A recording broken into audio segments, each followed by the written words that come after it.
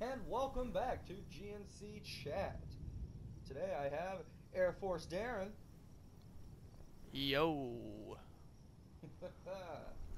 So, we're going to be playing Rhyme. It's a puzzle game. So, let's start this off with something that pretty much just got me to do this recording. Ah! You got that swingers score. Yeah, the God damn it. Alright. Tequila works. Sounds like a good game. It's got a good soundtrack.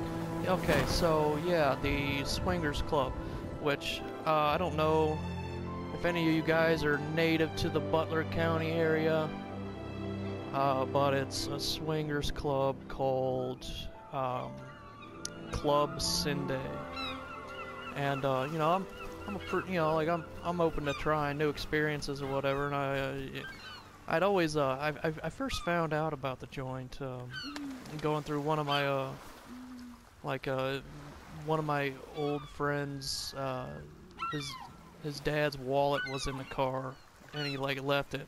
So I opened it up.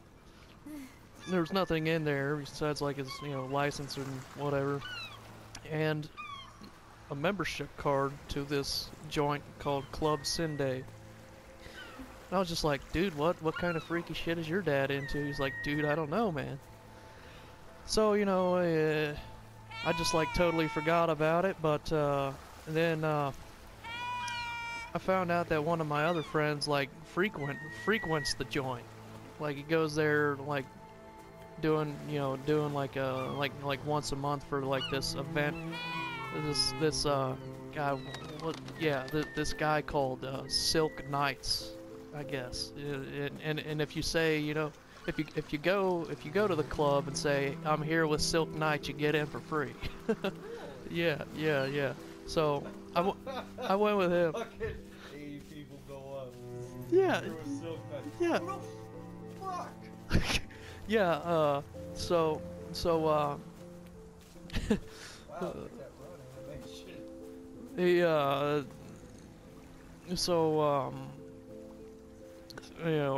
Actually, one of his friends tried to get in there too, and they tried to say Sugar Nights, and they got rejected. They weren't allowed in. Okay, yeah. So anyway, we get there to the club or whatever, and this was back in the fall time, like September. So it was the theme of this monthly party or whatever was back to school. Yeah. Okay. I'm sorry. I was just picturing mini skirts. Well, yeah. There was an excess amount of that. Except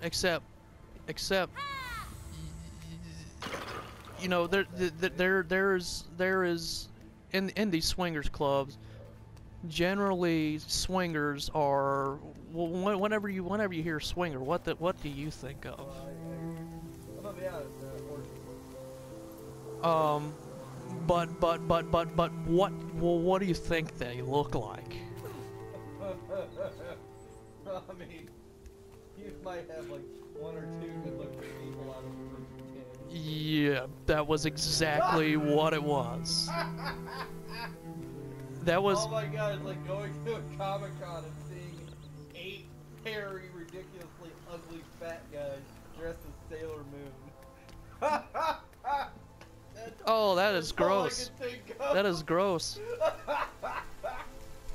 I would like to go there to see that, to experience that. I think that'd be pretty funny. But Um, but yeah, so like there was, you know, an abundance of these big fat ladies with these fucking mini skirts on, these plaid mini skirts, right? People have no business wearing this Yeah, outfit. yes, absolutely. Got it. So if that was the school I was going back to, I would drop the fuck out. Oh my god. Yeah. So anyway, needless to say, I wasn't, you know, I wasn't, you know, a fan of the scenery. So I just, for the most part, I just stayed in the smoke room and just like hung out.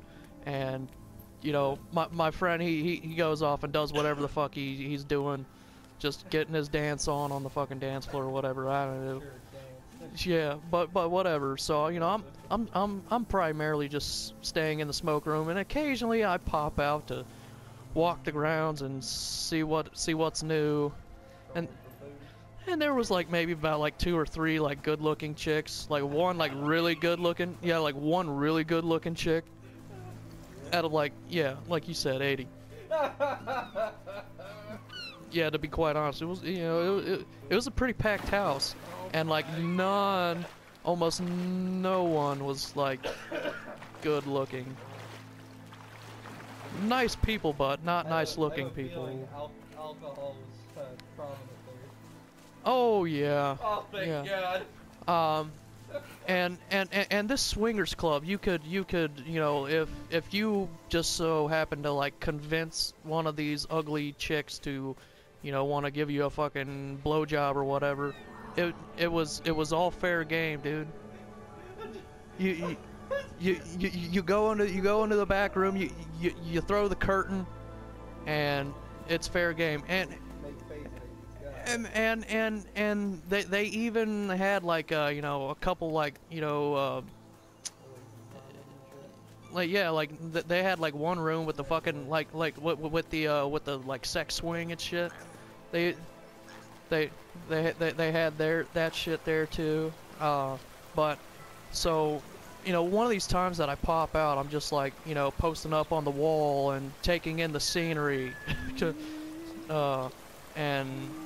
And so there's this like one chick, she's like okay looking, you know, and then there's this like one like real butch chick, and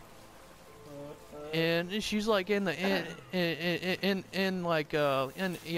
the plaid skirt or whatever, but she looks butch as hell. And so these two chicks are talking. And then all of a sudden, I don't know what this butch lady said.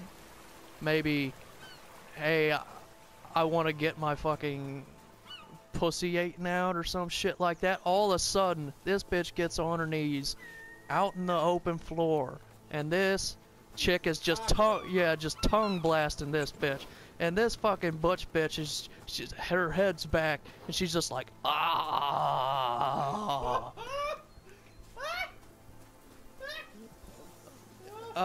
And I'm like, oh, holy shit. Oh God, what am I watching? And I'm just like, you know, this is okay. This is a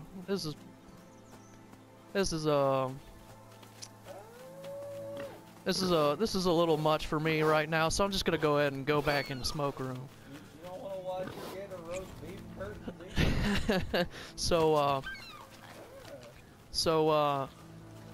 Except that was not the end of it. Oh my goodness. So, probably about 10 minutes later, guess who decides to walk in?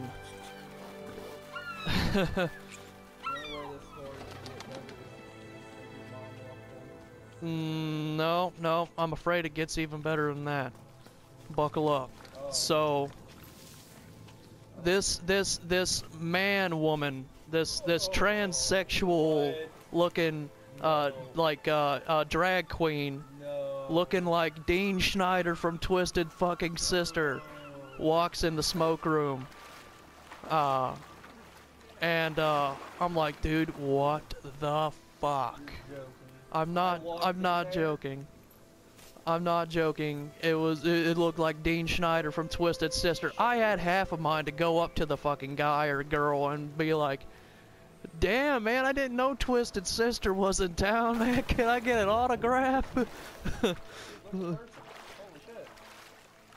Yeah, but that was a pretty interesting experience at this club Sunday. So I guess if you're ever in town and wanting to, So you mean to tell me you didn't get busy?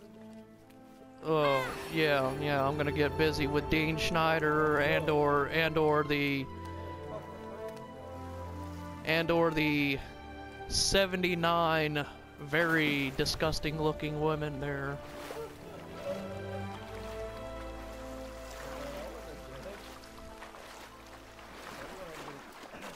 Everyone has a right to get their PP and beef curtains touched. Well, not me, not in there. Fuck.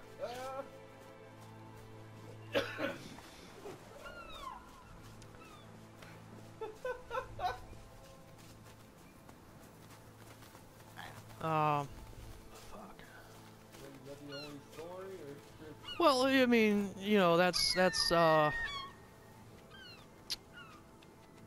I mean, do you have any other stories like that? Because I mean, go for it.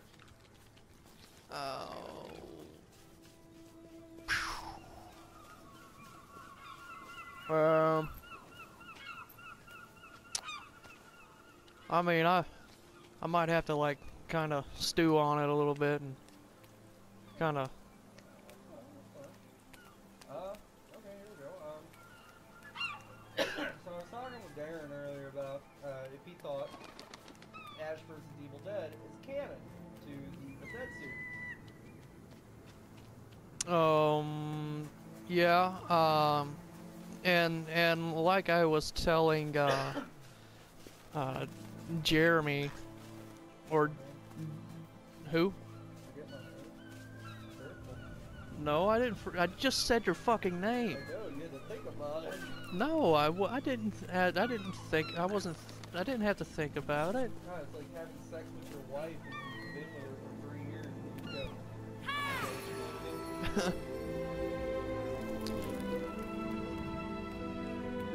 go. Yeah. Well. Okay. Alright, so anyway, I was like tossed up between, I didn't know what, you know, if you were going by like your gamer tag on this thing or what. But anyway.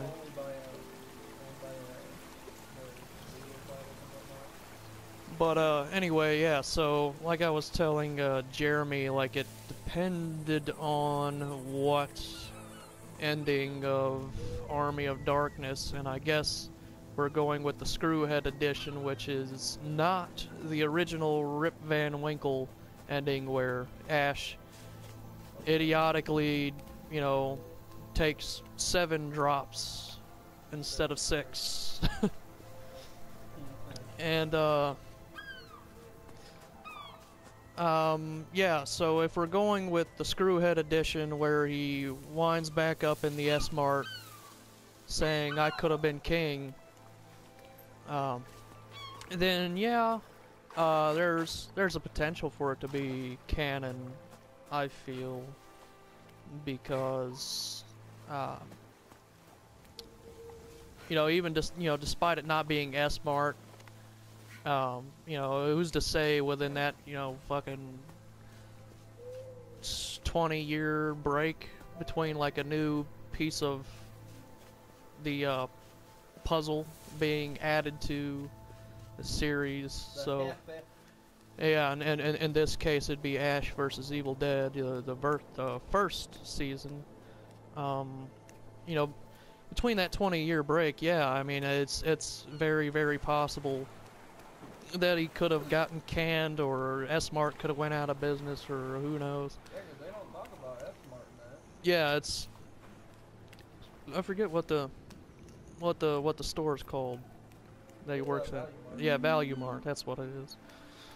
And of course he's He's still in house? Is he still in housewares? Yeah, he's a senior. Alright, so I think I know what happened. He's got seniority, so that means he's, that value mark bought S mark. Maybe. That's possible. Because his boss said that because you have seniority, I can't fire you. So, oh, that's cool as shit. Go down there. Oh, that's death. Well, not going down there, I guess. So, yeah. I also think it's canon because in season 2, they bring up aspects of Evil Dead 3 on the Darkness, the time travel. And from my understanding, Evil Dead 3 wasn't supposed to be canon. Like, it wasn't supposed to actually be canon for Ash vs. Evil Dead. But, when they bring that up, that to me spells that it's canon. And then, let me throw this at you. The Necronomicon has appeared in Friday the 13th as well. So, as in Candle of Voorhees' basement, that's how Jason becomes a revenant. But, they were talking that since it's the same book and everything, that it is, they're both connected, like the same universe. That there was supposed to be a versus. Yeah. But they couldn't do it for the fact that they didn't know who they wanted to win, and if Ash was to lose, they didn't know how they wanted to kill him. There was no good way they could think of to kill the king. Well, see that, and that's where it is. You know, you don't kill the king. Yeah. The king does not die. Unless of natural causes. Yeah. They still rule that it's the same universe. So let me ask you this. If Ash vs. Evil Dead is canon to the Evil Dead series, then how is Friday the 13th Part 3 a movie? Because when Ash travels back in time in Season 2, right when he pulls up in front of the movie theater, Friday the 13th Part 3 is playing in theaters. That's Part 3 or Part 2. But Friday the 13th is playing in theaters. Now, I brought this up before, because, you know, I like thinking shit. I brought this up before to another person, Steven. He said it could be the same situation like Ed Gein, where it is a real person, but they based a movie off of him. How the fuck do I get over there? So his idea to keep the theory alive would be, oh well, they've heard of the killings at Camp Crystal Lake, so they just made a movie about it. Which is viable, but I call bullshit. Then you wouldn't call it Friday the 13th. There we go. Progress. So, I mean, you could call it something else. Like, for example, the actual title, the original title, which there was an alternate title of Friday the 13th, and then they made it Friday the 13th. I think it was Camp Blood. I think it might have been Camp Blood.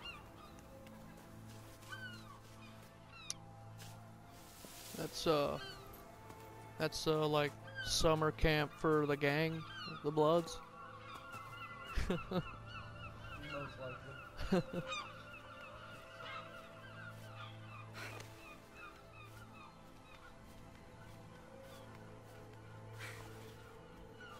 So what are your opinions on death?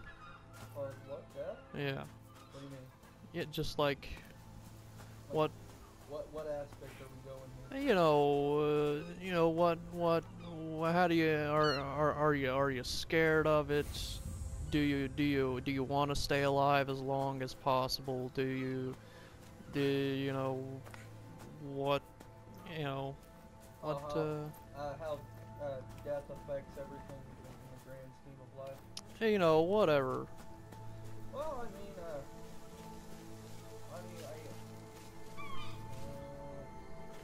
do I deal with this?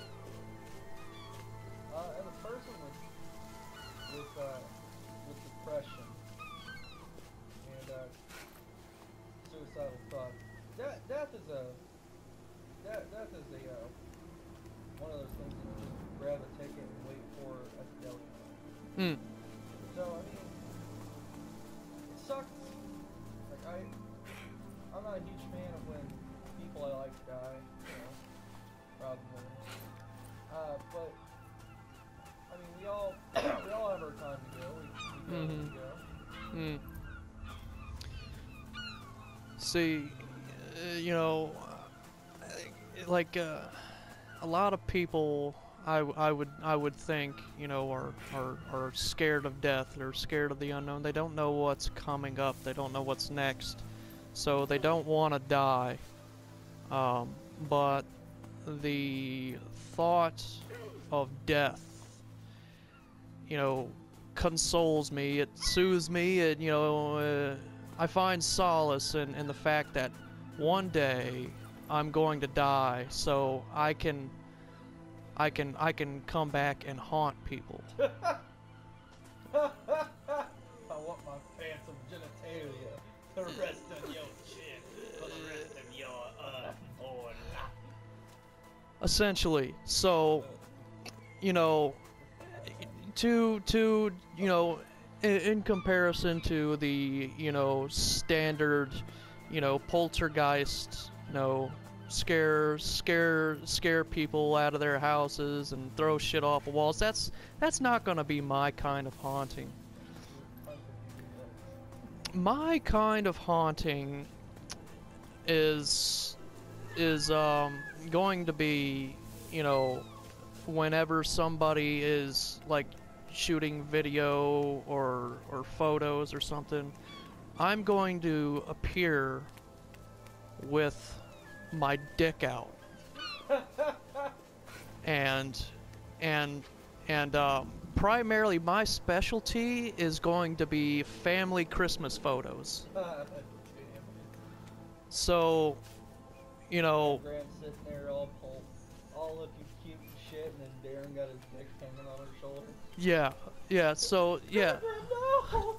Yeah, exactly. So, I could just picture it one day, I do my haunting bit, and I have my dick out, and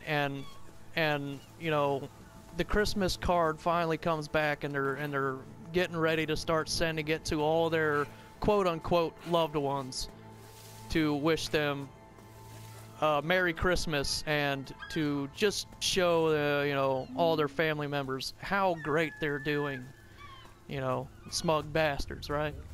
So, but I could just picture it that the wife is going to be like looking at these cards and saying, and she's going to see me floating right above the family's head with my dick right on her fucking head, like. And then, she's just like, oh my God, Harold, come and look at this. You're not going to believe this. And then he's just like, what, honey, what? And then he comes over. I'm watching the game. Yeah. What? Damn it, woman, I'm watching the game. What? And she's like, no, this is really important. Come and check this picture out. Come and check this Christmas card out. And then he goes over there and he checks it out, and he's just like, oh my God, is that a dick on your fucking face? That's a dick on your fucking face. And I could just imagine that, because I'm going to be doing this every single year. And then, yeah, and like, yeah, just like different positions, different fucking, you know, ways to hang my meat on her face. And I can just picture, you know, this husband, he's really getting fucking pissed eventually. And then he's eventually gonna... Yeah, I mean, you know, we're starting to get into more progressive times, and maybe he might be aroused, but let's just say he's not. He's pissed. He's pissed, okay? And I could just picture him one day not knowing where to turn, so he calls an exorcist in, or attempts to call an exorcist in, to exorcise the house. And, I could just picture the conversation going something like this. Father, oh, I'm so glad that you were able to answer my call. I don't know what else to do. I don't know where else to turn. I need help. I need you to come and exorcise the house. And then the father's like, well, what is the problem, my son? What ails you, my son? Yeah, what ails you, my son? Well, you called for an exorcism. Is this ghost causing your family any harm? Is he doing any, you know, harm to your family or children or anything like that? And then the guy's just like, you know, Father, I'm gonna level with you. This fucking ghost for the last 10 years has been putting his dick on my wife's face in every single last Christmas photo. For the last 10 years, I'm just getting tired of it, to be quite frank. Fucking Graham says she tastes salt. For Christ's sakes. Yes. Salty.